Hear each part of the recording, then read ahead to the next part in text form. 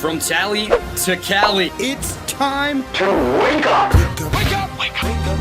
Warchant.com is your ultimate Seminole sports source. And this is Wake Up Warchant, fueled by DeLuna Coffee. Coffee's for closers only. Now here's Warchant.com's Aslan Hajavandi And Corey Clark. Yeah, that's right. Give it up one time. I'm Aslan. He is Corey. This is Wake Up Warchant. We are fueled by DeLuna Coffee. It's so good. Go to their website, delunacoffee.com. We unrolled it out on Monday's show. I made a grave error. They went ahead and gave us a promo. It's at the bottom of the screen as well, Corey. Go to delunacoffee.com. Use the promo code WARCHANT15. You can get some of this delicious coffee here at a discount. Corey, how are you today, my friend? I'm good, buddy. I'm good. Stephanie wanted me to tell everyone that she had the Lighthouse blend of DeLuna coffee and really, really enjoyed it. She was a big fan of it. All right. Be on the lookout for that. And we also gave a little bit to Tim Linnefelt, friend of folks, FSU friend. And he said the slogan should be "Day Luna is Daylicious." Oh, hey. There you go. Something to chew on, guys. Something to chew on, Ed.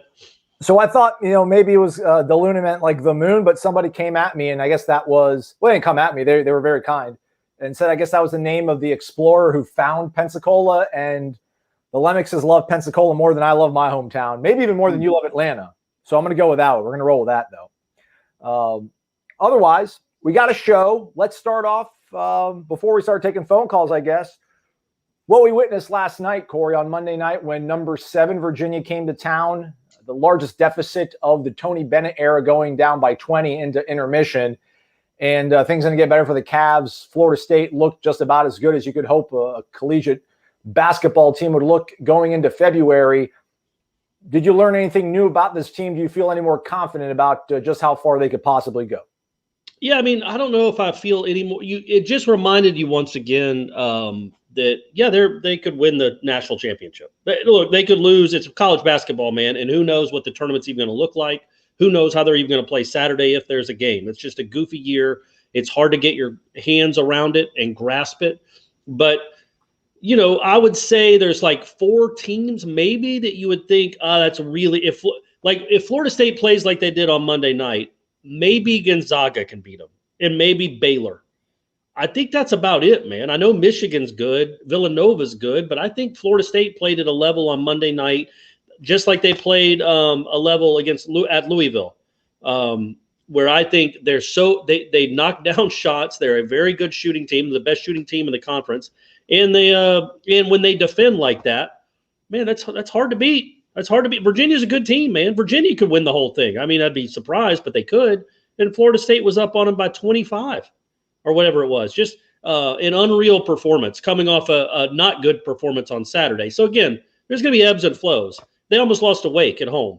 And then and then 2 days later, whatever it is, 48 hours later, they win by 21 points over the number 17 in the country. So, again, I think it just reinforced that when they play at peak level, their ceiling is about as high as anyone in the country.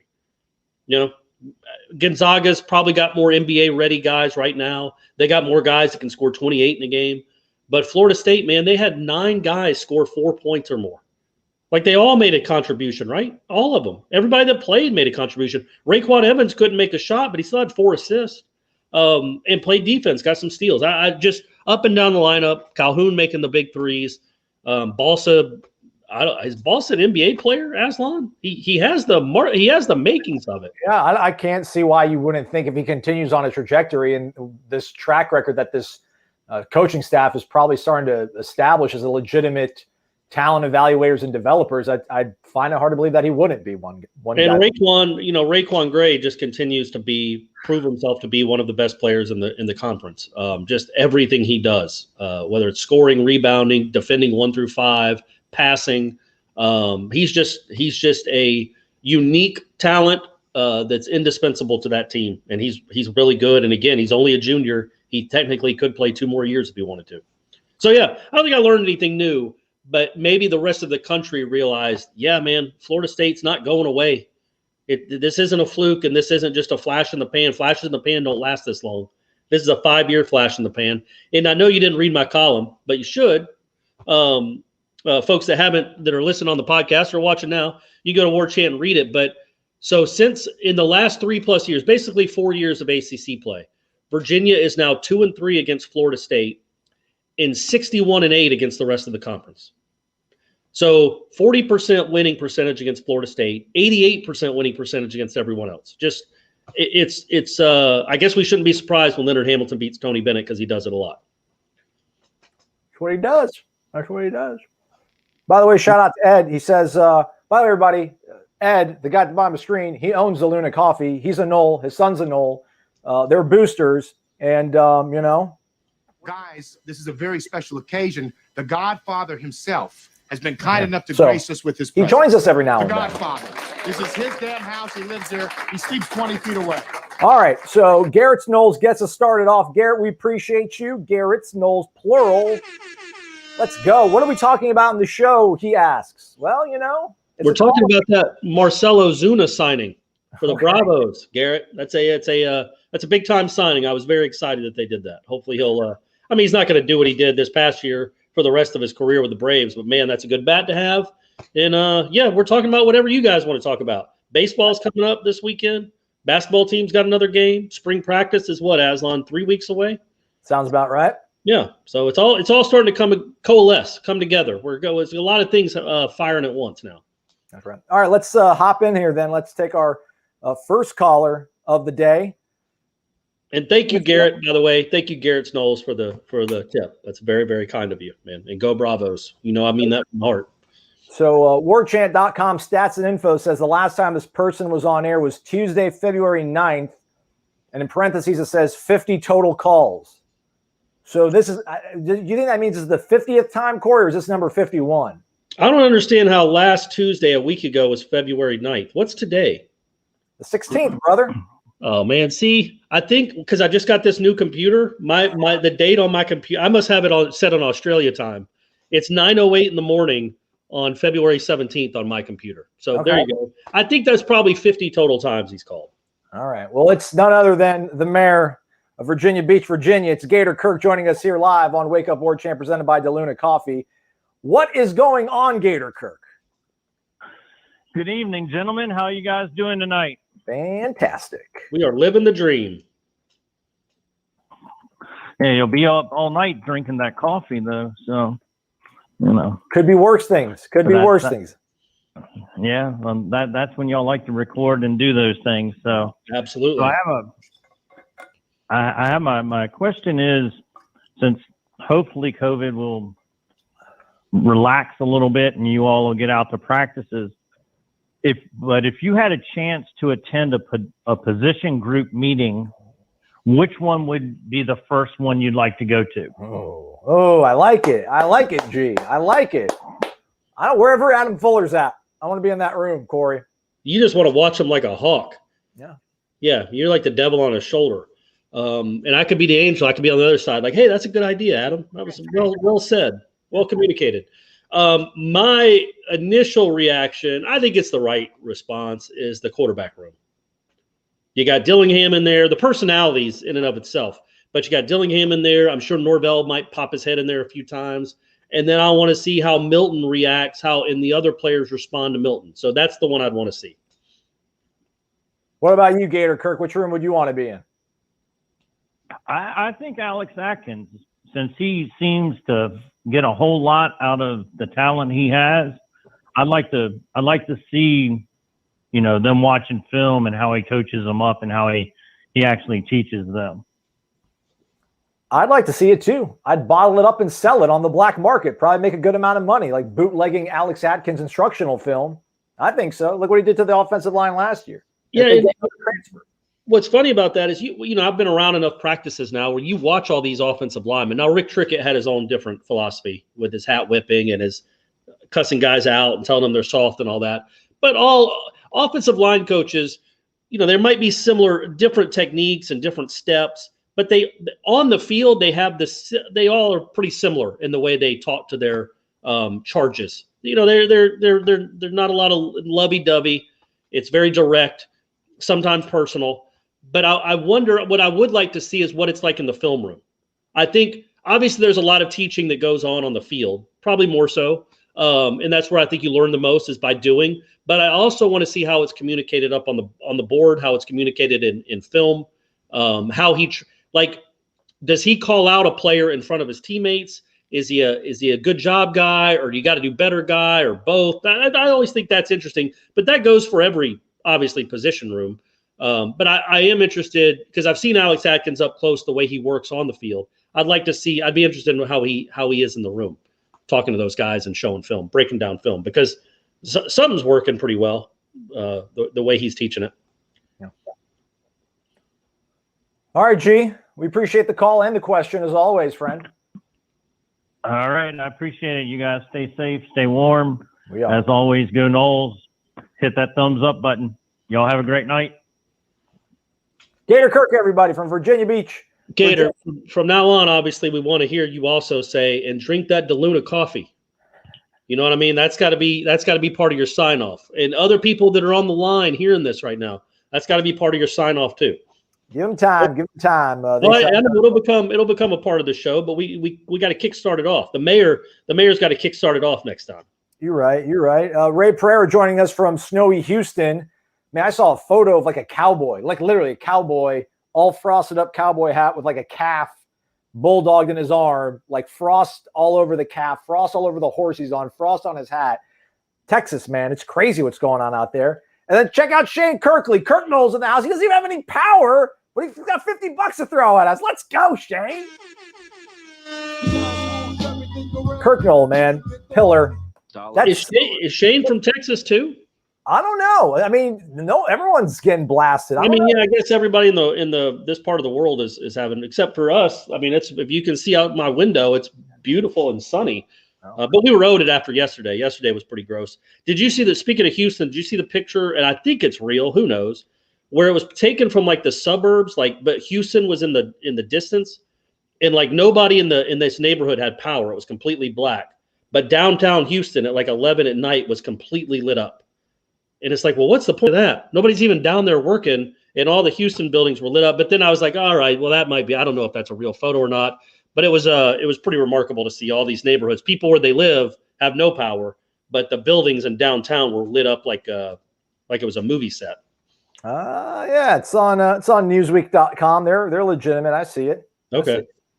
Looks pretty, but yeah, that's not cool. If you're struggling, if I had a job in the city, I'd just go to my office. Like, all right, well, I got power and heat. We're back. Everybody's ready to go back to the office now. Yeah, man. That's Yeah, but the one I saw was different because it actually showed the houses that didn't have any power. Like the foreground was no power at all. Yeah, well, there you go. That's probably one. The foreground was no power at all, and then downtown Houston was lit up like a Christmas tree. Well, hey, but y'all don't get on Wake Up Warchant and get on this YouTube channel for our comments on the Houston power grid. Kirk Knoll, what up though, man? Thank you as always, man. We appreciate the support. Good dude. He's in Dallas, he says, which of course makes sense. He was there. Cowboys Classic. That's right. Noles taking on Oklahoma State. D-Town, stay down. Again, man, we appreciate you. You're the man now, dog. Let's keep it rolling. Let's grab a phone call. We got Daryl in the queue from Thomasville, North Carolina. Daryl, good evening to you. How are you, man? I'm doing good, Aslan. How are you doing? And what's up there, Corey? I hope you're doing fine. Yes, sir. Yes, sir, man. Hope you are as well. Yeah, we're doing fine. It's been cold up here in North Carolina, but we're supposed to have some more bad weather coming around on Thursday and Friday. But we making it through. My question is, I know we do a lot of evaluating on our players throughout spring practice and stuff like that. But let's reverse it and let's do some evaluating on our coaches, Corey.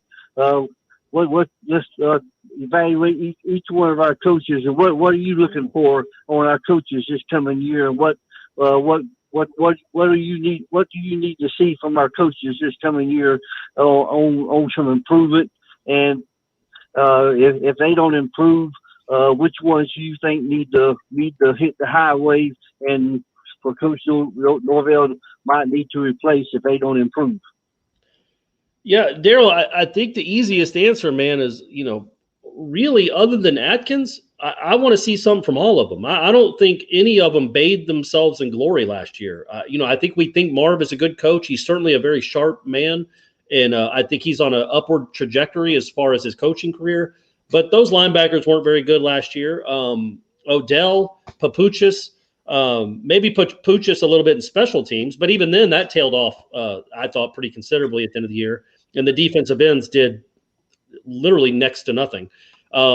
So that, and then obviously the main answer is Adam Fuller.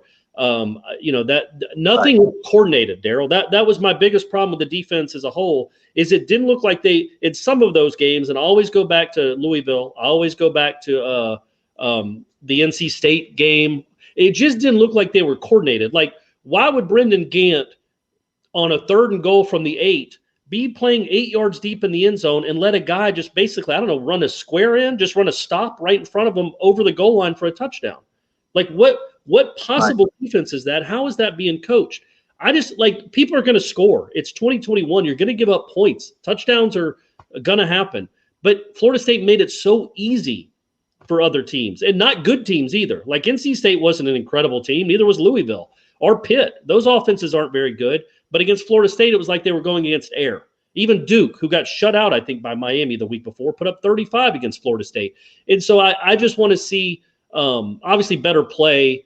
But, I want to see more coordination with the defense. And if you're going to be blitzing on a third and long or a 3rd and goal from the 8, your safety can't be playing 15 yards off the slot guy. Not when he can just go to the goal line, turn around, it's an easy touchdown. It's stuff like that happened way, way, way too much for my liking. So, but to answer the question, Daryl, none of them, again, it's not like the offense was crushing it either. I know they had quarterback issues, but, they averaged like 23 a game. So it's not like they did anything incredible either. So I think they all have something to prove. And now that doesn't mean to say that I don't think it's a good staff. I think it is. I think it can be anyway. But I don't think any of them, other than Atkins, would you say made Aslan, a marked improvement, a decided improvement over what it was the year before? Yeah, I agree with that. Really, other than offensive line, which is a big position to get right, but you want to see those incremental, maybe not even incremental, like leap type improvements this year. I think there was higher highs on offense, but there was lower lows in 20 than it were in 19. So that's the thing. You grade the offensive staff. They're probably like a C- or something like that. But at least like they had some A moments, a couple of drives, a couple extended, game against North Carolina. But then they also had the Pitt game, Louisville game. Yeah, I think when you look at it, their two worst games by far offensively were the first 2 games, and they were starting a quarterback that frankly it wasn't good enough. Yeah, but after that, but to your point, that excuse there, like by the Louisville Pitt game, you're rolling a little bit, but and then your guy gets hurt. You know what I mean? And then your quarterback gets hurt. So there was legitimate excuses to be had, much more so on offense than defense. But still, if you're coaching it well enough, sometimes some schools lose their starting quarterback and still can, move the ball. That does happen occasionally. So none of them, again, not to repeat myself, but I will. None of them bathe themselves in glory. They all need to show they need to be better. They need to, whatever has to be done for the product to be better and improved. None of them get a free pass at all moving forward. Right. And my second question would be on the basketball side of things. Is last night our basketball team looked really, really good, and it was good to see our seven footer step outside that 3-point line and make some baskets. And I know in the NBA, for a 7 footer, to improve his game, to step outside the 3-point line. I know the NBA looks, that looks good, for a 7 footer to be able to shoot from that distance. So if Balsa can improve his craft and be able to shoot that distance, with that, I guess that would improve his stock greatly, wouldn't it? Oh, for sure. Like that was I'm pretty sure that was the first 3 he'd ever attempted, but there was nothing fluky about it.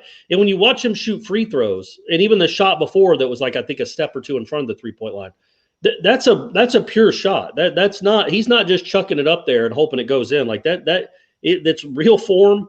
And yeah, Balsa's got some stuff to him, man. It's not just that he can I think shoot. I mean, the free throw line, he's pretty good from the free throw line, so I think he's proven he can shoot or could be a good shooter.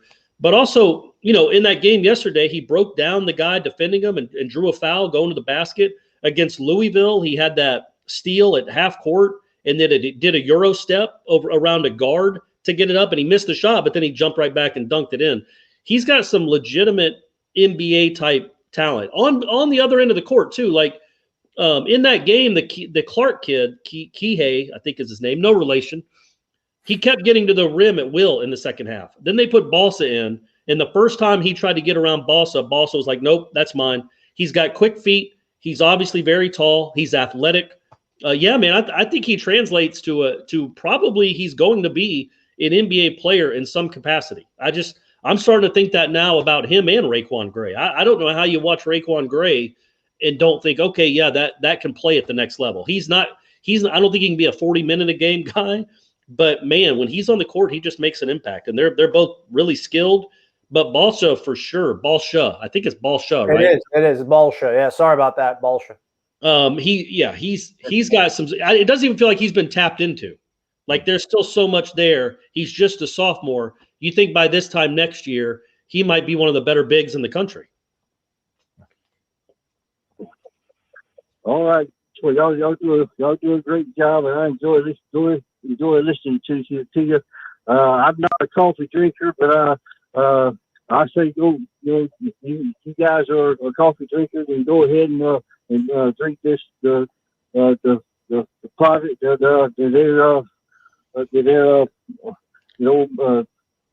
our man's putting out there, and hit that thumbs up, subscribe to warchant.com, and we love y'all guys, and y'all take care. Bye-bye. Get him. That's Daryl, everybody. We love him. He's from Thomasville, North Carolina, man. Give it up. A staple of the show. DeLuna coffee, Daryl. DeLuna. T. Giddings in the house. Thomas, what's up? Dropping $24.99. He's trying to party a little bit. We appreciate you, Thomas. Just wanted to say thanks to us. Says that we're awesome. That cannot be confirmed currently, though. Just hope all's well with you, Thomas. We appreciate it, man. Yeah, we do. We appreciate it very much, and all of you guys, Shane, the whole gang. Thank you so much. You guys again. Don't deserve it. Very, very kind of you to do it. Next time, ask a question, Thomas. Yeah, get involved, Thomas. You got questions. You got opinions. Share them. We will market them prominently on the front of this website right here as we do the show. Let's keep things rolling here on YouTube. And I do see Mr. Naples himself, Mark Adam, checking the house, dropping 50 bones in the jar for us one time. Let's go.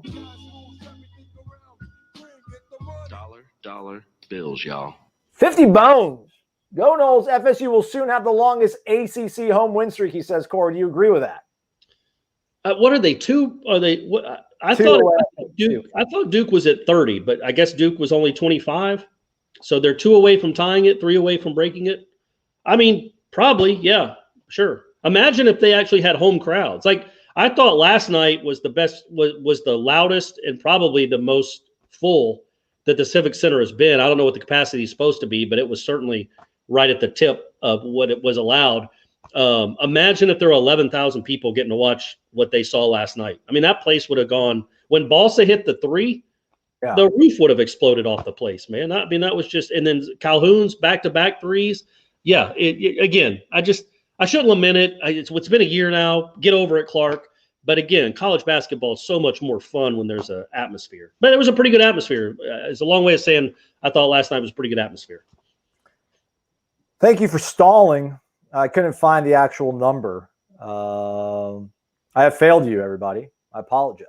But hey, let's go ahead and let's bring Mark in. Mark is actually waiting in the queue.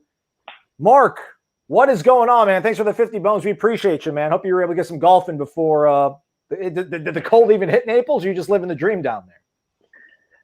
No, man. First of all, good evening.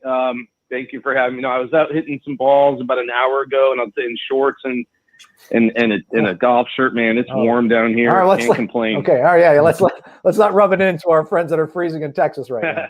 Shane Ray, did y'all hear that? He was hitting golf balls in his shorts. Well, hey, we all make decisions in life. Yeah. Mark decided to live in Naples. That's one of the perks.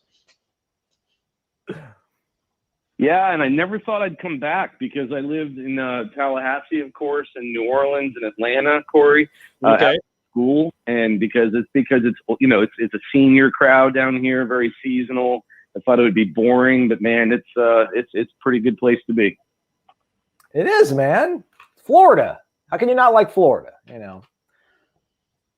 Hey, Tom Brady and Gronk were enjoying Florida the other day. I'm saying.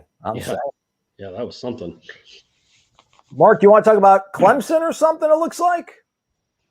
Well, I mean, not about Dabo, of course. Corey would blow his mind. But Right. I want to. I've been fascinated by the turnaround. So I don't. This is not like a negative question. I'm genuinely interested in what you think. So, like in 2013, we just thumped Clemson. They had no answers for anything. We had an NFL roster. And then, over the last 5 years, it's completely flipped. It was kind of a slow deterioration. And now that, they've been owning us.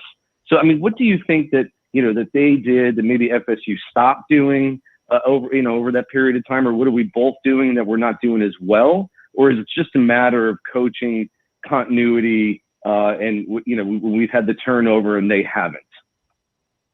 Well, they've had the better quarterback. That helps, right, Corey? Well, that helps a lot. The better quarterback and the better coordinators.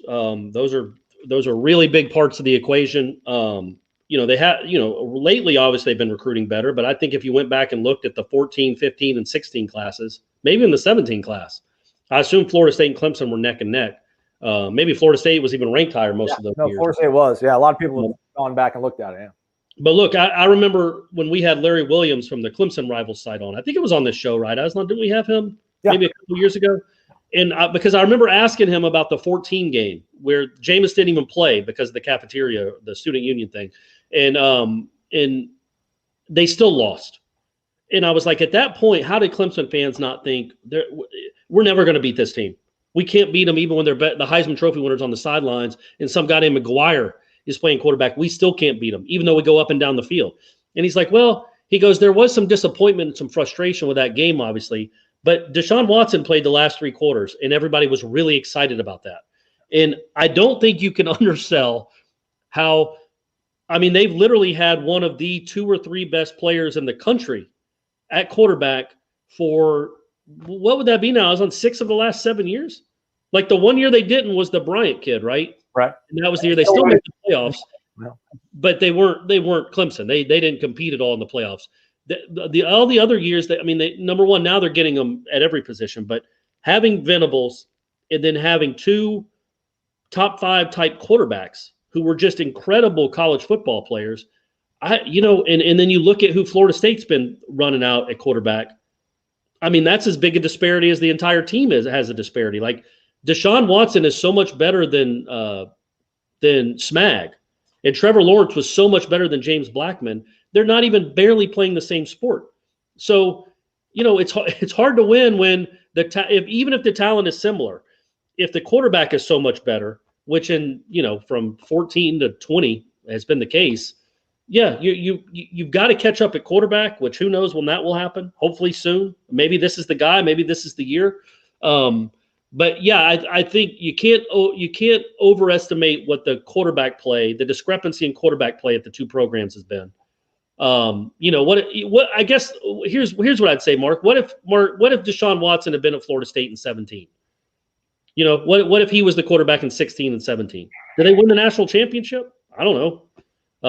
But when you go from the best quarterback one of the best quarterbacks in college football history to a bunch of just average to below average dudes, that's a really good recipe for the other team to just leapfrog you and then just take off, and now they're 2 laps ahead. I don't know if that answered your question. It's a kind of a cop out, but the quarterback play is huge, and then obviously Venables is really good at his job. Yeah, they've hit on their guys. I think in 16. Go ahead, Mark. In 16, Francois played pretty good. But if you have Deshaun Watson and Dalvin Cook, I mean, they're definitely a playoff team. 17, things started to come off the rails after that Alabama game. And I don't know, what could have saved that. And of course, Jimbo's departure. So, well, thank you. That did answer my question. It's obviously, fascinating to see, to look at the quick period of time and see how things have changed. I think we'll get back, and hopefully Mackenzie Milton will light up the scoreboard this year. I want quick final question. I think I saw a thread about Florida possibly canceling their spring game. There's not any talk of that for us, is there? I've not heard of that, Corey. I've not heard of that at all. I'm pumped. No, I know Florida did announce that they weren't going to. They're at the very least not going to have anybody there to watch it. But I think they announced that. Who's their AD? Is it Strickland? Is that right? Yeah, I think he announced that at this time they're not going to even have a spring game. But even if they did, nobody would be there. No, we have not heard anything like that from Florida State. Quite frankly, I don't know why. If it was okay to play in front of people against Duke, in early December, when the virus was not great, I don't know why in early April, when hopefully it's been mitigated even more and more people are vaccinated and we're closer to getting out of this, that you would not have people there for that.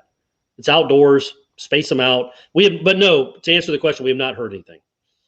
That's crazy. Good. Okay. That's good news. Hopefully we'll all be able to hang out then. Good night. And thanks for everything you do, and go Noles. Appreciate it. You're the man, Mark. We appreciate you, man. Don't you thank us, man. The pleasure's all on this side of the screen, man. We appreciate you. That's Mark in Naples giving it to us with a good query about how far things have gone. But again, Corey mentioned this a few times, programs going opposite directions. Well, at least we feel like Florida State's moving in the right direction now. So it's there's a ceiling is going to hit. They can't possibly, they're not going to break that ceiling they're hitting. And then, by some time, Florida State will catch up sooner than later, I think. It's like two elevators. You get on the 10th floor, one's going to the lobby, one's going up to the penthouse. Well, to get to the penthouse, you got to stop the free fall at some point, and then you can start climbing back up. We hope. Now, they were 3-6 and looked terrible at times this year, but we hope that the free fall has stopped, and soon they will start Soon they'll start climbing, Aslan. The climb will begin. I don't know why Ray's taking shots at saying the shirt makes me look fat. Kind of hurts my feelings. Ray, you can say anything you want to any of us. Well, I mean, within reason. I don't think that makes you look fat, Aslan. Oh, especially with that. Let's go, Ray. That's how you do it. That's how you do it. Come at me and then drop 200. What are you doing? What? Bang! Let's go, Ray. What in the world? I mean, thank you. That's just Ray being Ray. I'll be honest with you, Ray. I agree. He looks a little chubby in that thing. Not like this sweet face. Adonis over there. Good grief. Hey, Ray, come on, man. We appreciate that. Thank you so much. That chair's going to have your name on it, by darn it. Whatever I just said. He's got a question too, though, which that's how you do it, folks. Ask us a question. Throw opinion out there. Our recruiting is heating up big time. As Ric Flair says, what's causing all this? Go Noles. Man, I wish we did have Michael Langston here, because every day now I get on Twitter and there's some Rivals 150 guy. There's a 5-star guy that's saying I'm definitely going to visit Florida State. Florida State's in my top 5. I want to get to campus. I can't put my finger on it, man. Maybe it's just the good publicity from these transfers coming in, because, again, this staff, they're not able to recruit the way they want to. They can't have guys on campus. They can't visit these kids at their high school campuses. They just must be seeing what they're bringing in the transfer portal, and it's jiving up to what the coaches are saying when they're on these Zooms and these phone calls, and the opportunity for playing time maybe. But it's amazing, man, because, yeah, again, listen, the class was what it was. It didn't look good recruiting-wise because they didn't have the transfers in. So I don't know how that affects kids looking at things, but it's obviously not bothered them because, again, there's really big guys lining up to come check out the campus. Didn't a 5-star just decommit from Florida and now say Florida State's one of his leaders? I don't know if he's a 5-star, but I did see that headline on warchant.com. Sam McCall, he's a Rivals 100 TV. Yeah. And look, it's still February, so we always have to tap the brakes when it comes to excitement about that year's recruiting class. But I feel like I have a theory on this, Aslan. Please. So last year, there you go. So a 4-star. All right. 6.0 though, 37 national. That's climbing. That's getting close to the 5-star status. Looks like he's got some offers from some pretty good programs there. My theory is last year, the guys they were recruiting for the 2021 class, those guys had already met and been on campuses with a lot of those coaching staffs that were recruiting them. You really were behind the 8 ball when you can only Zoom with Joe Smith, but Joe Smith has already talked face-to-face, maybe not had an in-home, but been on campus. He's been recruited by that school for over a year. He feels like he has a real connection with them because he's been with them personally. I feel like those seniors in last year's class, if you had to start a relationship on Zoom, if that's how your relationship started, you're behind the 8 ball a little bit, man. That's you're behind in the race to the people that got to start their relationships with those kids the normal way. Well, now all these kids coming up, this is all they've known is Zoom recruiting. So I feel like the playing field is leveled out a little bit. Everybody, unless you were recruiting the kid as a freshman or a sophomore, which happens, I know, but you can't establish a great relationship with a kid that's 15 years old probably. All these guys coming up in this class, I feel like, that you really start getting recruited your junior year. I think they've all lived the Zoom life. This is what they know now. So it's not as big a deal if you haven't met these people face to face and haven't had the in-homes or the on-campus visits, because now you really do get to know people by Zoom. So does that make sense? Yeah, I buy it. It seems like it's more of a level playing field when you're trying to build relationships. Everybody now is having to build relationships through Zoom, not just Johnny come lately, the new coaching staff. They're all, even the old coaching staffs with the new up and coming recruits, they've only been able to use Zoom. So, and I think part of it too, you got to have a little bit of luck on your side. I think Norvell's sort of inroads or the relationships he has in Arkansas with the Quincy McAdoo kid, that helps out because it lines up that now you're in the 2022 cycle. You have a relationship with that kid. He commits to you. Obviously, Travis Hunter. That's a residual thing. That's a kid that grew up in Florida State. That's the relationship that he has with Marcus Woodson to a certain degree as well. So those two things lining up gets you off to a real good start with some momentum. And then I think these guys look around and they see a guy like Travis Hunter, Quincy McAdoo having committed to Florida State, and that probably makes it a little bit more palatable to come to a team that went 3-6. And the quarterback from Arizona, right? Again, you've got ties to Arizona that you've never had before. But also, forecasting, projecting moving forward, you do have a Marvin Jones Jr. out there. That's fortuitous too, that one of the better players in the country, his dad is an all-time great at your school. And then Enzo Armalo, he wasn't a great player at Florida State, but he's a legacy. And again, he's one of the best players in the country, his son. So that could be very fortuitous too. Whatever it takes, man. Whatever it takes. Yeah. Hey, Ray. What can be said besides thank you, man? Sincerely, awesome. Can't say enough, man. We appreciate you. Let's keep this thing rolling with a phone call. Let's go to your neck of the woods. Okay. Oh, dropped out. Man, Ranier was in the house. Gwinnett in the house. But the call dropped. So let's go to let's stick in Florida. We got Wes. It says you're in Naples, Wes, but Wes, I thought you were in the Villages. I'm in the Villages still, fellas. All right. Maybe we got a little signs crossed up. He wants to talk spring game as well. Good evening to you, Wes. Well, actually, my initial question, Terry said that somebody else had it, but if that's the guy that dropped off, has anybody asked about the hire of Ryan Bartow yet? Yeah, that was going to be Ranier's question. Well, yeah, that was my initial question. And so it sounds like the guy's a pretty solid hire. I did a little bit of research on him. He was at Syracuse, Oregon, and has been kind of all over. And I wanted to get your guys' thoughts on that hire. It seems A.J. Duffy, that 4-star quarterback that we're in the run for, took notice of it. So just want to get your all's thoughts. It seems – explain to people what he is, Aslan. Well, he's the director of high school relations. He replaces Carlos Lachlan, who now is on field, I think, at Western Kentucky. So this is the guy that's going to network with all the high school coaches, hopefully in the southeast part of this state, but nationwide, obviously. So this is a guy that's got to be able to form relationships, help identify guys, get on guys early, and then kind of filter it to everybody else on staff. The thing I will say about this, it's a little bit of an unconventional hire, it seems, because a lot of his background is being a recruiting analyst for websites. So, it's kind of a little bit of an unconventional move, which can work out. Everybody wants to copy the Saban formula, but it only seems to work in Alabama. So maybe you do need to go a little bit off the grid. And I think ultimately, I don't know, Corey, I just feel like if this is not I don't even know if it's a good or bad hire. I have no strong opinion on it one way or the other.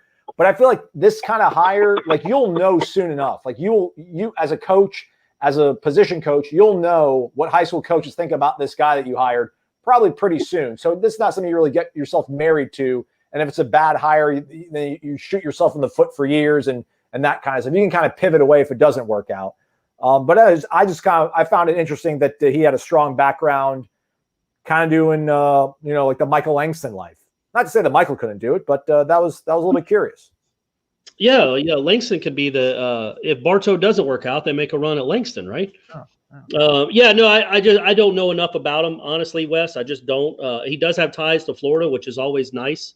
I know the role is pivotal. You got to have somebody in that role. I don't know how pivotal though. Like I always come back to like wins above replacement, like that baseball stat.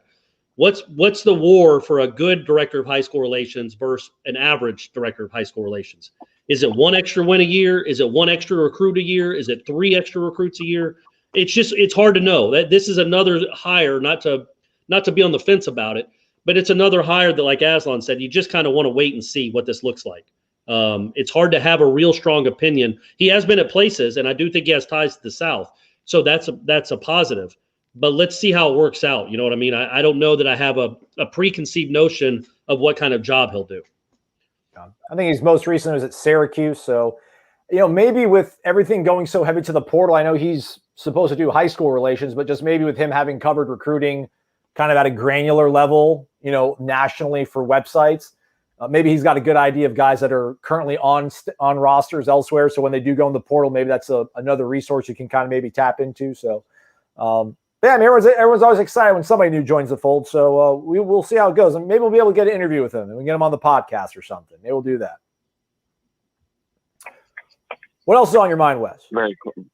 Well, yeah. So about the spring game, since we're under 60 days to it, have you guys heard anything about attendance? Have they announced any kind of ticket sales, any kind of anything about it, or is it just a date at this point?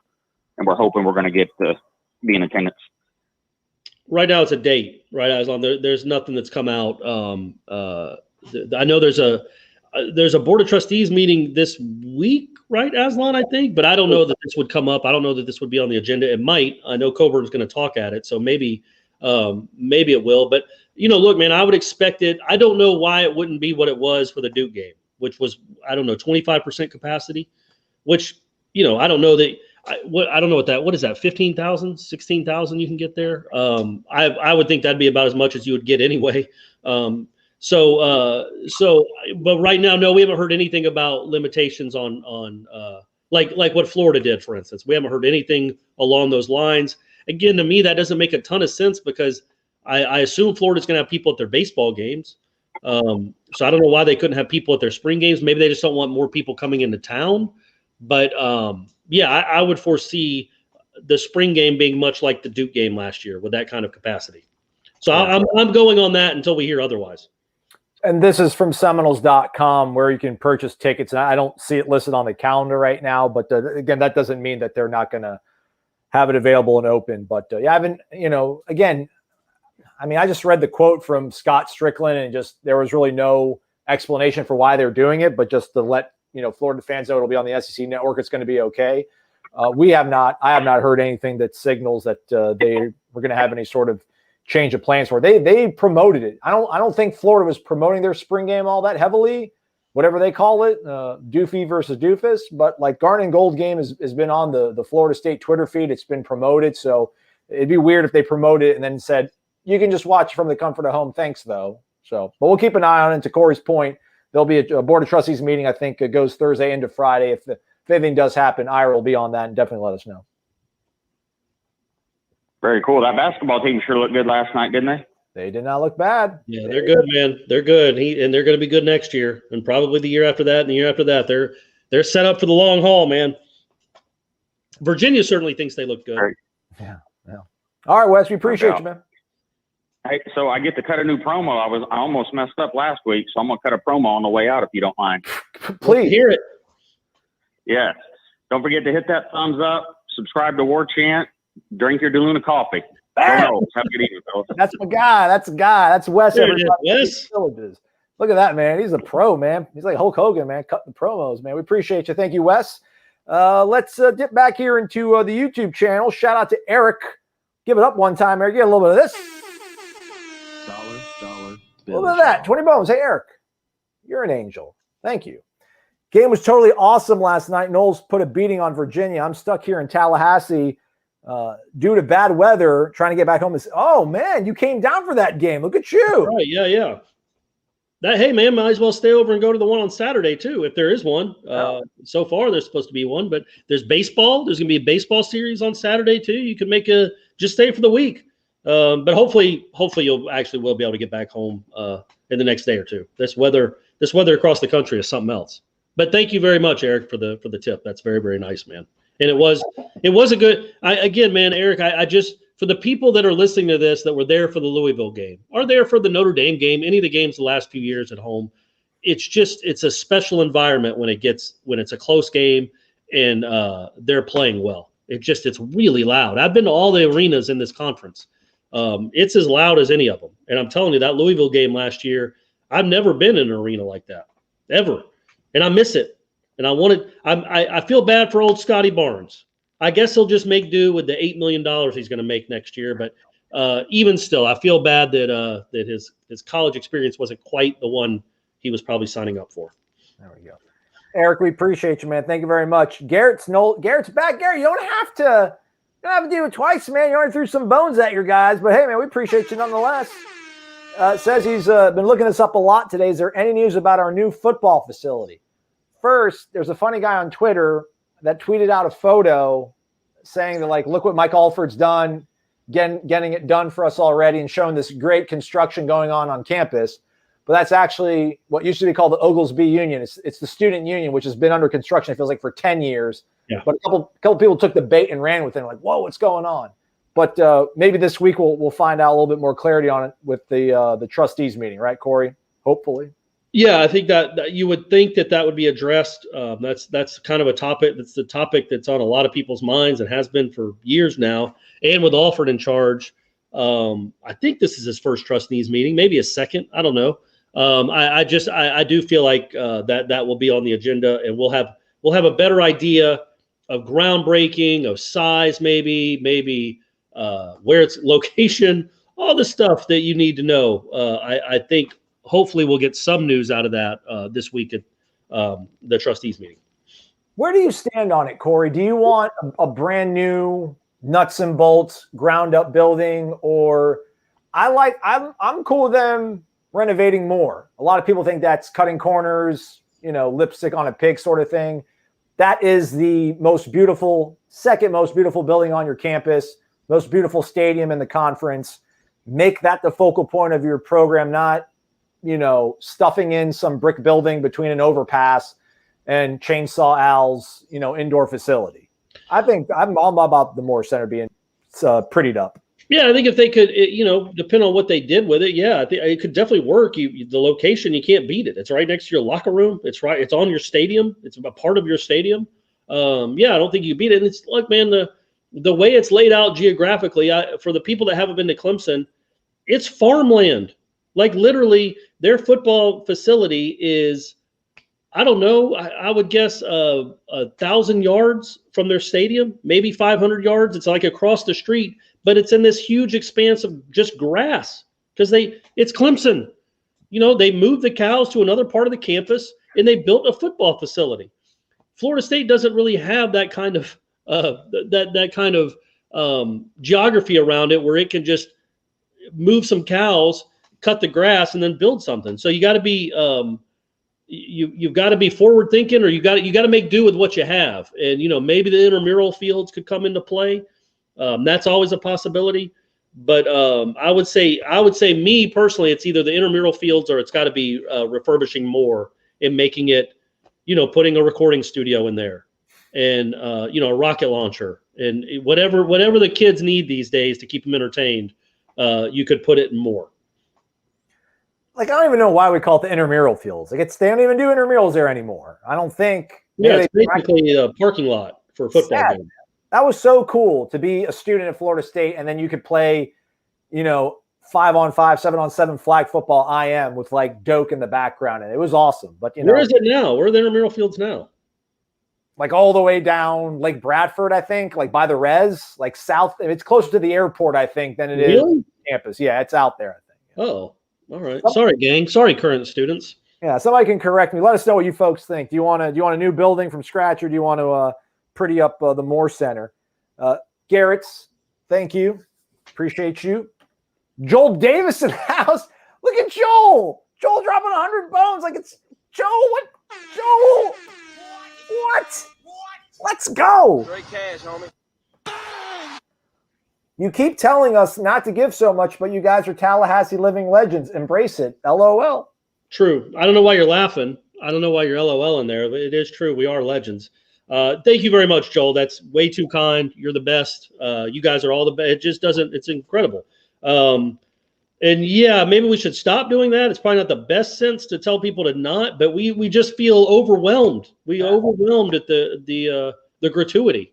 But we really, really do appreciate it. And I think I got choked up once earlier this year, or I guess late last year, the middle of last year, because we were all going through some stuff last summer. And we, honestly, when you're a sports media website and you're not sure there's going to be sports, you start wondering about your future and the future of a company. And we didn't start this to have this stuff happen, but it was really touching that we didn't ask for it ever, but you guys just started tipping and donating, and it's been just really, really, I don't know, just overwhelming. I keep saying that word. We certainly weren't expecting it. Joel, you're a part of it, and we really do appreciate it, man.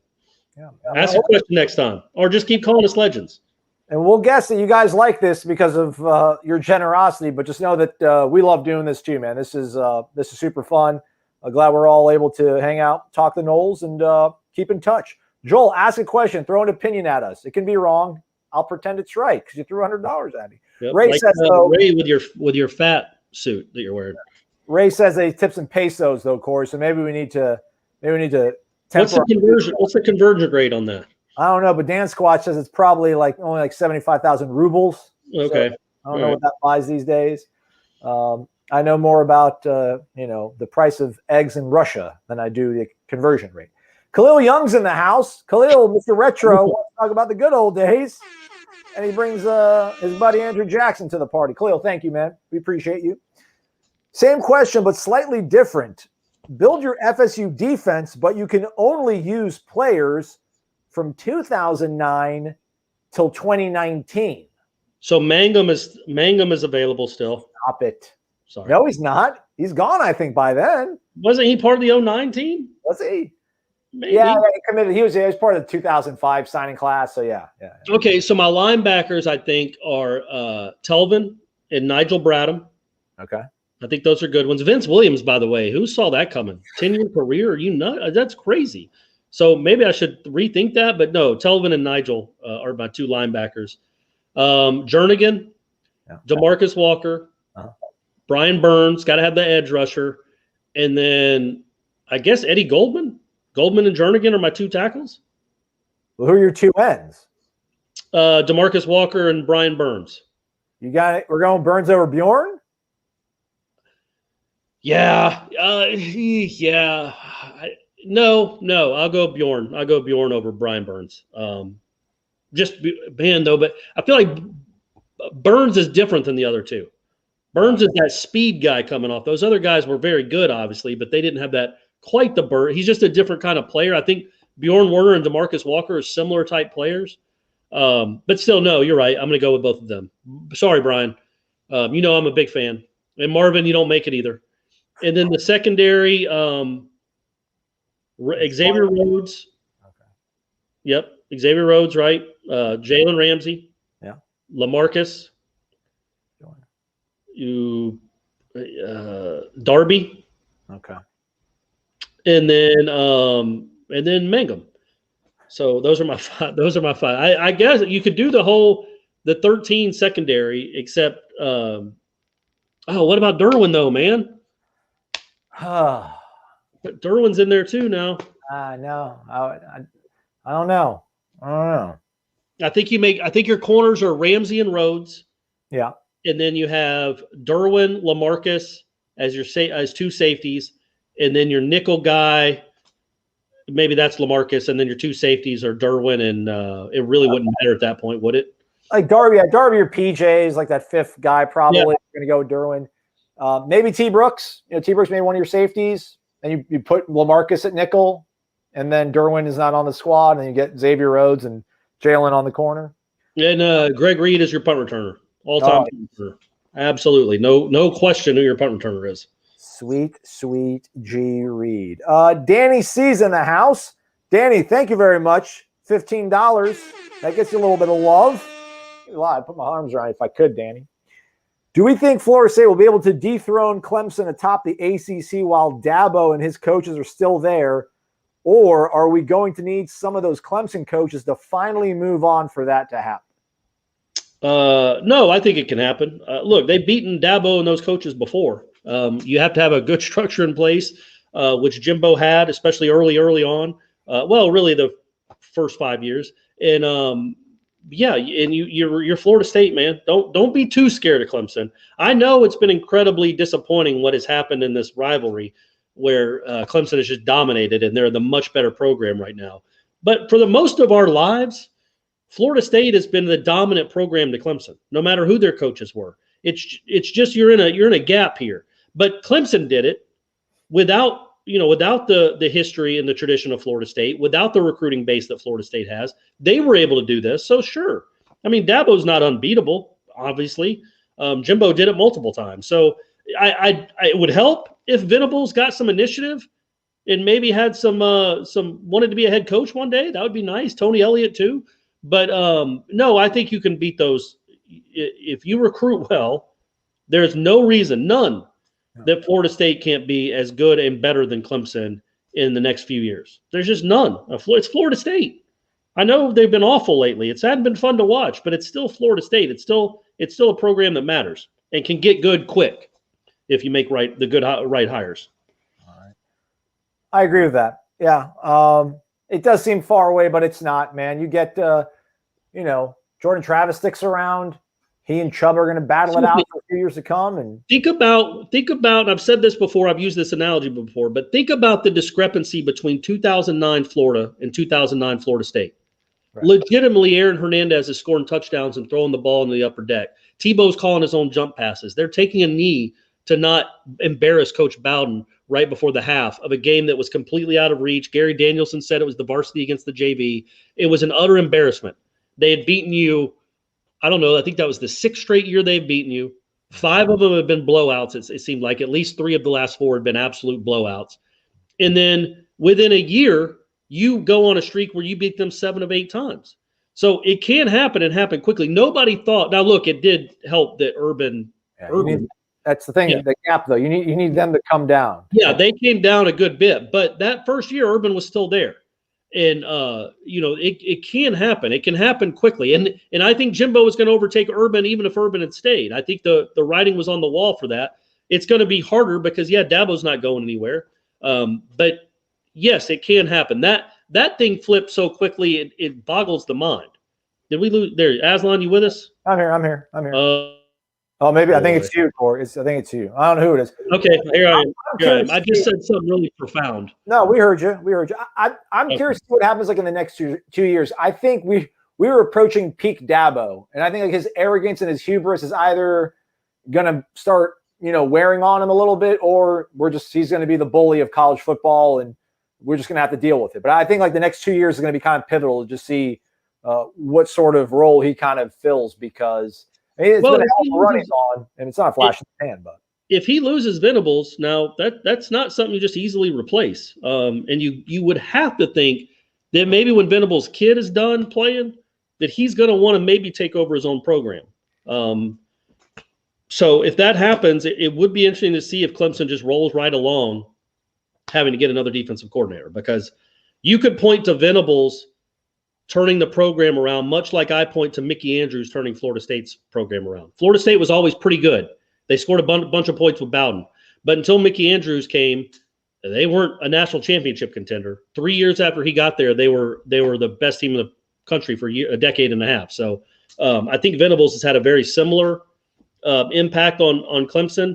And I don't know what Bobby would have been like in the 90s without Mickey. Don't want to think about it. But I would like to see what Dabo is like without Venables.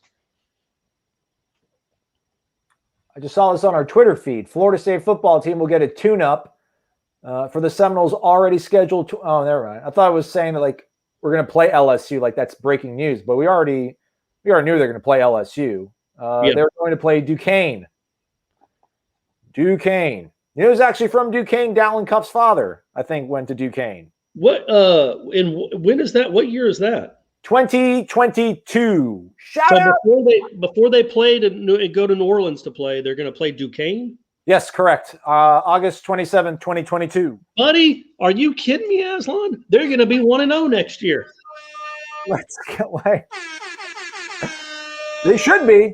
They should come and get some, Duquesne. A lot of people don't remember this, but Duquesne, one of Pat Kennedy's first tournament teams with George McLeod, they upset Florida State in the first round, scored like 100 points on them. So now they're going to get a lot of retribution for that game 31 years ago. So come and get some, Duquesne.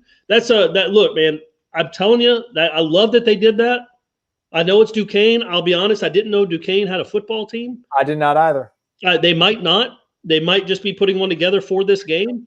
But whatever it takes to get Florida State to 1-0 and to not have to start out with one of the better programs in the country. Start out with something where you can work some kinks out, whether it's Jordan Travis or Chubba Purdy or the new kid coming in. Get them some reps against live bodies that aren't their teammates before you have to go play LSU. It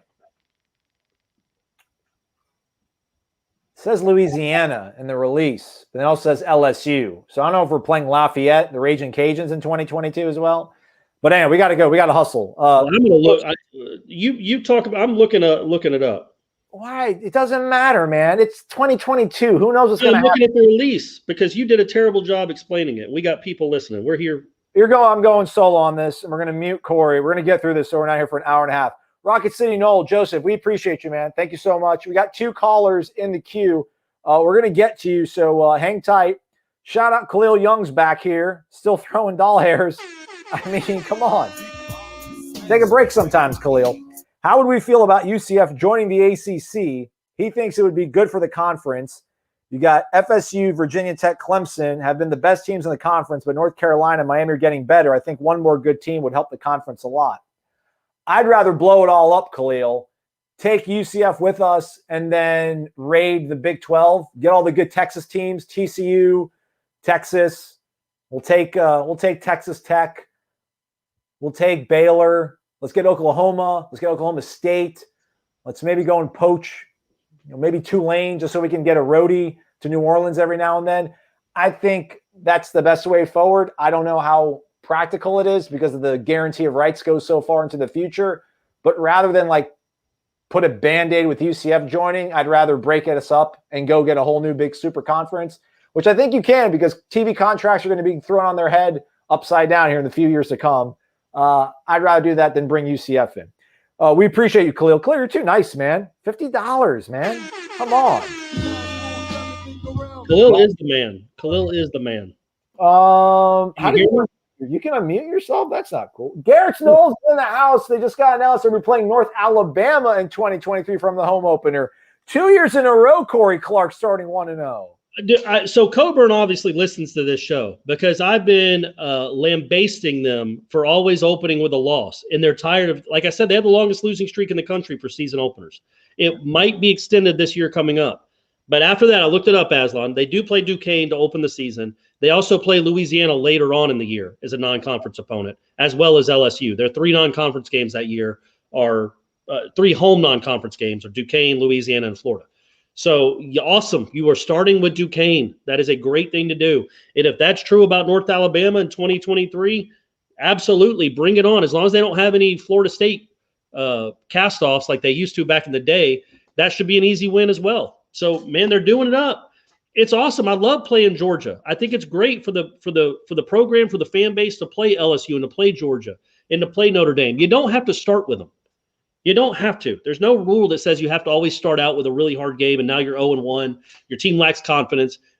Get some confidence, win a game, have a good record. But yeah, so in the story that Ira wrote, it's Duquesne announced it on their website that they would. I don't think Florida State broke it. I think Duquesne broke it, and now it looks like North Alabama's breaking it. So, but they're not opening with it. That's the problem. They're playing in November 18th. That's not quite the same thing. Unless that's wrong, that's not quite the season opener that you're hoping for. But still, it's a dub. Take some dubs. All right, we're at 1:05. We got the two folks in the queue. Let's grab these phone calls and then let's put the women and children. The Rocket City. His name's Joseph, right? Yeah, Huntsville. He used to call. That was we really appreciate it, Joseph, for the tip. But call next time. Yeah. All right, we got talking to him. We got the 808 area code, which is Hawaii. We got Ralph on the line here. I think you're a first-time caller, Ralph. Welcome to the Terror Dome, man. How are you? I am blessed. Thank you, guys. I'm originally from Tallahassee. I joined the Marines and I retired out here in 2009. All right. And I just wanted to call in and just to say thank you, guys. You've been my connection to home since I found you in April of 18. And I can't imagine what you guys mean to the service members all around the world, being that link to us, to a program in a city we love so much. Oh. So I didn't really have a question. I just wanted to call and say how much I love you guys and thank you so much. Ralph, come on, man. Ralph, that's very nice, man. Thank you very much. That's it is remarkable sometimes how small the world is now. We're like, back in the 80s, I had to, like I've said on the show before, I had to get a subscription to the Osceola to read anything about Florida State at all, and it would come on Wednesday. And that's how I would read up on the games. And now it's so instantaneous and it's all over the world. It's really neat. The internet has some bad qualities, Ralph. I think we can all agree. But one of the really cool ones is calls like this and you being able to feel a connection to home and to the program I assume you grew up cheering for, or at least root for now. Where in Hawaii are you? I live in Kailua, so I'm on the windward side next to Marine Corps Base, Hawaii. So Mililani, where Mackenzie's from, and St. Louis, where Mariota went to, that's on the other side of the highway from me, 30 minutes away, so it's not that big of a deal. We're on an island. But I'm right outside. I live right outside the Marine base where I was stationed and where I now work as a retiree. Fantastic. And to your point, Corey, you're absolutely right. I remember going on ship in the 90s, early 90s, and we'd have to pull in the port to go to an internet cafe or really the embassy to get our college football scores. And then in 2004, when we were at Fallujah Part 2, we had to send a convoy back to the camp to download scores. It meant that much to us. Yeah. Now they're getting you on the podcast. They have the Warchant website with Gene and Ira and everybody. I cannot tell you guys what you mean to us enough. Stop, man. Ralph, I want you calling every week. And before you guys sign off on me, I know you got one more caller. I saw the show yesterday. I instantly went to DeLuna Coffee. I've got 3 bags on the way. I couldn't do anything for Zaxby's because there's none out here. Right. But Adam Brent, you're in the process of sending me 3 bags, and I thank you so much. Let's go. Hey, Ralph, when's the last time you were able to watch a Florida State game in person? I went to Wide Right 1. Oh, that was the last one you went to? Nope. Man. Yes, sir. I haven't been to Tallahassee since I moved here in 98, but I'm coming home for the season opener. I'm not going to make the spring game, so I was going to ask if you guys are doing the meet and greet for the home opener. Let's go. For those of us who can't come to the spring game.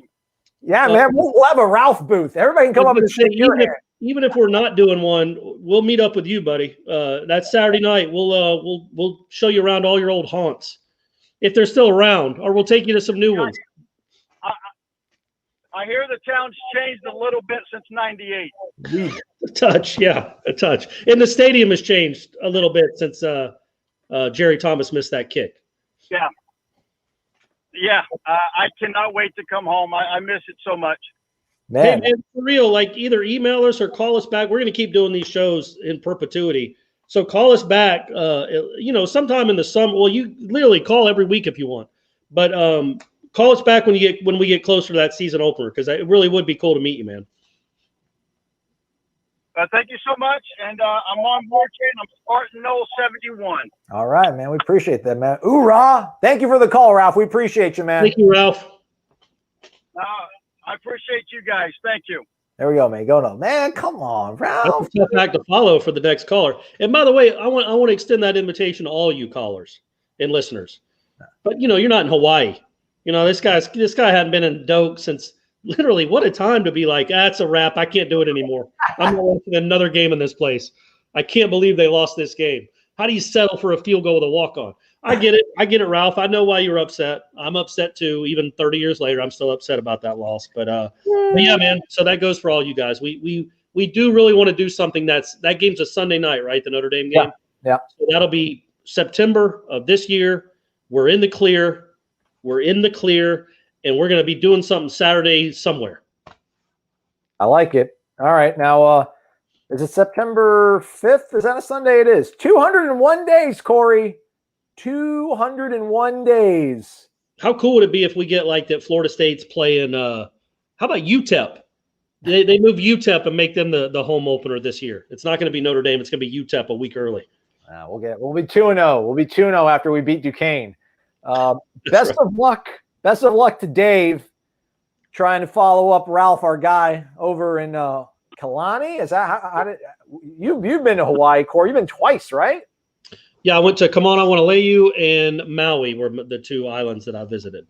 Look at you. World traveler. We got Dave from Bardstown, Kentucky. Love and his fantastic wife took him to Kentucky. He's a Florida boy, I think, if I remember correctly. Dave, thanks for joining us, man. How are you this evening? Doing very well. Thank you. Go Northern Zaxby's. I know, yeah. Well, as long as they drink the Luna coffee, then they can have their Zaxby's. It's like you got to eat your peas before you can get your dessert. Yeah, that's right. DeLuna first, then Zaxby's. We drink a lot of coffee in this house, so we're definitely going to order some. All right. There we go. Nice. It's appreciate it. I love their chicken. Who doesn't? It's delicious. Nobody. Hey, so I have a question about, you were talking about the tips earlier, and I was wondering if Corey interrupts Ira during like a press conference, does he have to give him his share of the tips? No, I'm the reason anybody tips at all. Come on now. Ira's been riding my coattails for so long that he owes me a lot. No. In fact, I did that. Was that yesterday? Is that what you're referring to? Where we kept talking. These Zoom conferences, man, they're tough because you don't hear somebody talking until you've started talking. So that's always tough. But yeah, no, Ira owes me a lot of money anyway. So I'm never going to pay him anything. I thought it was funny. He hush, Corey. That's right. One other thing, you guys were talking about the best offense or defensive single game performance, the dynasty and the modern era, so to speak. And I kept thinking about LaMarcus Joyner versus Clemson in 2013. It was insane. I mean, not just a win, but I mean, demolished Clemson, and LaMarcus Joyner just like embarrassed him. Yeah, that's a good one. He had the forced fumble that turned into a touchdown. I think he had two forced fumbles. He had one on the second play of the game, and then he had another one on the sack where Taj Boyd had no idea how fast number 20 was. Just none. Didn't occur to him that this guy, he's on me. What? Oh no. And then and Mario Edwards picked it up and ran it in. But then also he had that interception in the second half, and they only had 10 guys on the field. Like he got an interception on a play where they only had 10 defenders on the field. They ran a guy on late to only give him 10 to try to make it more fair for Clemson. And then Boyd still threw an interception. So you're right with the 3 turnovers.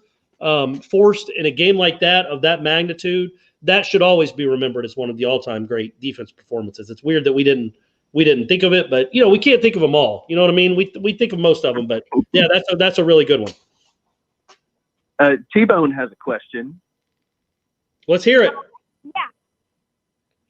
After Scotty Ryan's celebration at the end of regulation, I don't know how to say regulation of the Wake Forest game, then watching his interview after the game. Is Scotty Barnes a funny / humorous guy? Can you tell me a little bit about his personality? I like that people said funny / they threw the slash in there. That was amazing. Fantastic. We love it. We love it. Yeah, no, he's got a big personality, man. He's a fun-loving dude. And he's a look, he's going to be really rich this time next year. He's going to be in the NBA. This is his 1 year in college, almost certainly. But he really seems to enjoy what he does. Some guys, it almost feels like it's a job for him. But Scotty Barnes just loves basketball. And yes, he is. When you watch him on the bench, I don't know how often you can see it on TV, but he's always jumping up and celebrating and hugging his teammates and laughing with them. And what's really cool is when one of his teammates does something that's really impressive, he reacts as if he did it. Like he really enjoys other people's success. But yes, he does seem like a pretty funny kid. I say kid because he's a teenager, but he could buy and sell me 10 times at this point next year. But yeah, he seems like a really funny guy, and they really seem to like him. So yeah, he's emotional. Now there aren't many guys that hit a shot like that and then do a dead sprint to the other end of the court. But he's a different kind of guy. But yeah, he's funny and fun. He seemed like he had a really good sense of humor. I was not able to watch the Wake Forest game. I had to only watch the highlight because I guess the ACC network decided that they were going to play Duke lacrosse instead of ACC Florida State basketball. Well, you didn't miss much. It wasn't very exciting. Just an overtime game. I know. And I mean, when you said this morning, I was listening to you this morning, Corey, about did you learn anything about Florida State? I think we definitely did. I mean, I thought that was going to be a close game. I had no idea they were going to be that dominant against Virginia. I mean, it was amazing. Yeah, look, I just think, again, they keep defining what their ceiling is. You know what I mean? Like, I thought when the season began, because of what they lost, it's like, okay, just get into the tournament and make some noise. You might have a chance to get to the Sweet 16 because you're still going to be talented with some nice role players. But nobody knew that Raekwon Gray was going to be this, or that Balsa was going to be this good this quickly, and that Polite would be so invaluable. Like, I mean, you could see it coming, but I didn't know they were going to take these kind of steps. And then Barnes is Barnes. So now, again, it's like, look, if they played Virginia tomorrow, they probably beat them, but they're probably not going to they're not going to be up 25 on them. They just played exceptionally well. And again, doesn't that more than anything just kind of show you again what the ceiling is? Like, okay, if they play at their very best, there have been some Florida State teams where if they played their very best, they might sneak into the Sweet 16. Well, I think if this team plays very best, if it plays like that for 4 or 5 games, it could win a national championship. I think that's what we've seen what the ceiling is. They can get to the Final Four. That's the ceiling. I wasn't sure that was the ceiling when the season started, which is dumb on me. But now you see them and you're like, yeah, man, when they play well, like Louisville, like the NC State game, like the game last night, yeah, they're one of the 3 or 4 or 5 best teams in the United States. So yeah, it's pretty remarkable. They seem to play their best in big games, which is kind of awesome. Yeah, that's a nice trait to have because they get pretty big in March. Well, thank you guys. I appreciate listening to y'all. Well, Dave, you buried the lead on the way out. I'm not going to steal it, but you sounds like you have a T-shirt idea for the home opener this year. Oh, definitely. So, yeah, lead up to the Notre Dame game. It's the Catholics versus the Climbers. Print the shirts. Perfect. That's Dave in Bardstown, Kentucky. Hey, man, we appreciate the call. Tell T-Bone we said hello and to eat his vegetables and eat his vitamins. Hello. That's right. Go Noles. All right. Oh, no, and Dynasty. There. All right. And DeLuna Coffee. Thanks, guys. We appreciate it. We got a couple more things here on YouTube. Premier Youth Theater said, see question above. PYT. PYT. Thank you. So I guess the question above is, I don't see a question, but I see Ricky Berrien dropping $14.99. I like the recruiting that has come through this signing period is coming in with a bit of a chip on their shoulders. Yeah, man. He's talking about the class that just signed. Yeah. Yeah, man. They better, because again, they were, for Florida State, it was the lowest ranked class. It might have been the lowest ranked class since Rivals has been a thing. I think so. So yeah, they should have a chip on their shoulder. Doesn't mean they won't be good, but yeah, that's probably true. And I think that's the kind of guys they like to recruit anyway. But again, it didn't factor in all the recruits or the transfers. Yeah. They'd be much better. Ricky, we thank you. I found PYT's question. Corey, can you promise us in the post-game presser at Clemson, after the game, you'll call Dumbo out regarding his COVID B's against FSU? I think that's BS, probably. BS. Oh, sorry. Good. Look at you. In there. Thank you. The problem there, PYT, is that at Clemson especially, they're not like joint press conferences. We will get Norvell, and I'm not making this up, we will get him, at least if it's like the Willie one, we'll get him by a porta potty right outside, right in the alley where the stadium leading to from the stadium to the locker room. He'll stand on a brick wall right next to a porta potty, a functioning one. Like, I think I went and used it the last time because I'm like, what am I going to ask this guy? They just lost 45-14. So Dabo has his own press conference going at the same time. Otherwise, I assume that might come up, and he might be asked about it at ACC Media Days if there is such a thing this year. So maybe. I mean, again, he's not gonna. It's not like he's gonna be like, well, that's a really good point. I apologize. So yeah, is that it? Yeah. So literally to the left behind the state trooper, that is a porta potty. Yeah, that's a functional bathroom. Yeah. So. Also, though, if they are doing it on Zoom, we could technically hop into both of them. But the thing is, apparently for home games, Dabo keeps the home media waiting for like an hour. At least. For real. So I remember that 2 years ago when I came up after standing next to that porta potty, came up. I think I had written my story or was mostly done with my story, and they were still waiting. The Clemson beat writers had just walked up from their press conference. Like literally, he will make them wait well over an hour sometimes before he comes to his press conferences. So that's a bit of a bummer. I'm glad we don't have to deal with that. Jimbo was always great about that.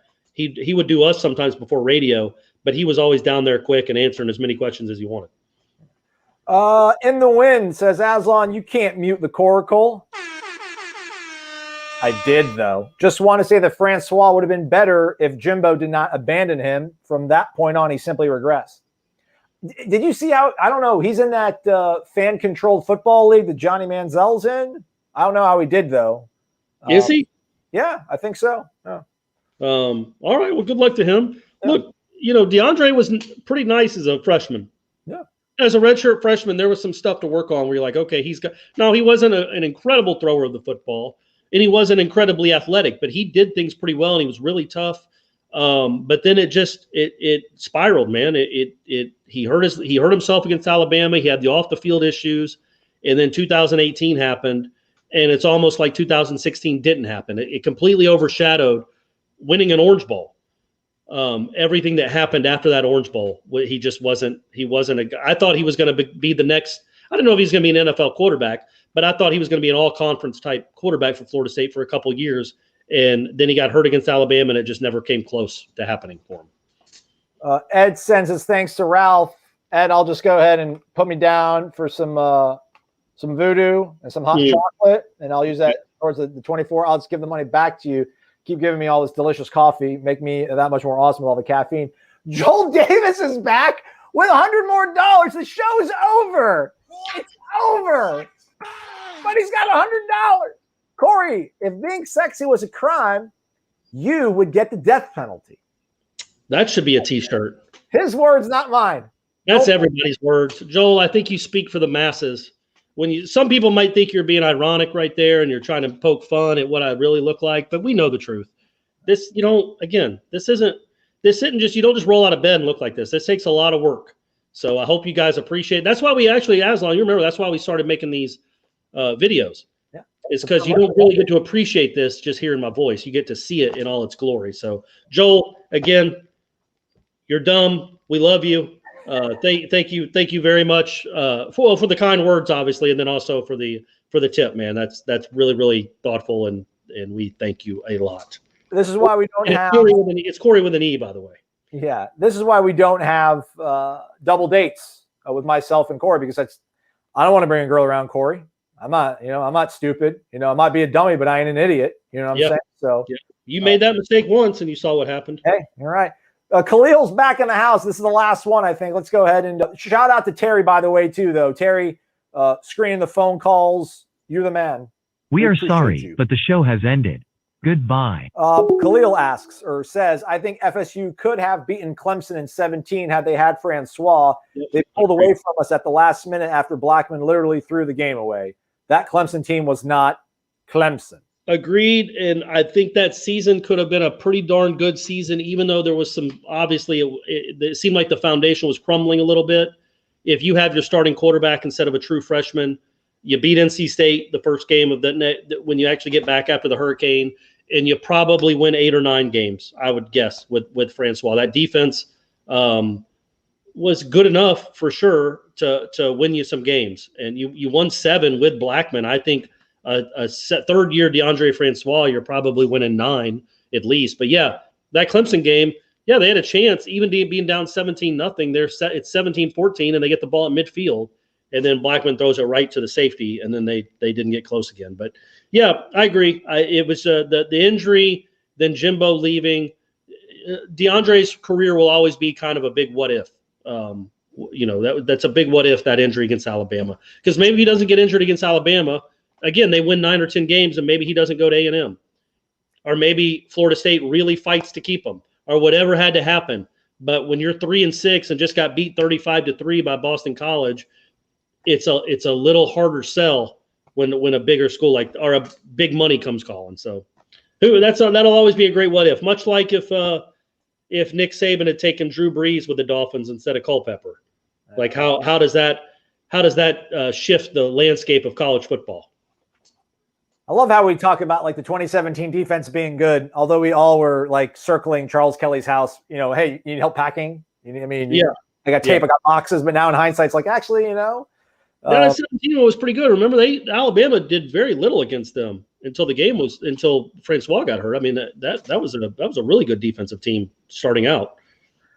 Khalil, hey man, thank you to everybody for watching. If you could do that thumbs up on the way out, we really would appreciate it. Again, thanks Khalil, Joel, Ed. I mean, you're the godfather. PYT Premier Youth Theater. I think that's in Claremont, Florida. Maybe go out and check out some of the great programs. Ricky Berrien in the win too. Garrett's Noles. Joseph Hardaway Jr., a.k.a. Rocket City, Knoll, Huntsville, Alabama. Danny C., Ray Pereira, $200 if you're just joining us. Same with Bill Davis. Yeah. Eric Angel, Mark, Adam Check, Shane. Should I say their last names? I feel bad almost saying their last names. Mark in Naples, Shane in Dallas, Thomas holding down 3 jobs and still watching the show and giving us doll hairs. It's amazing, man.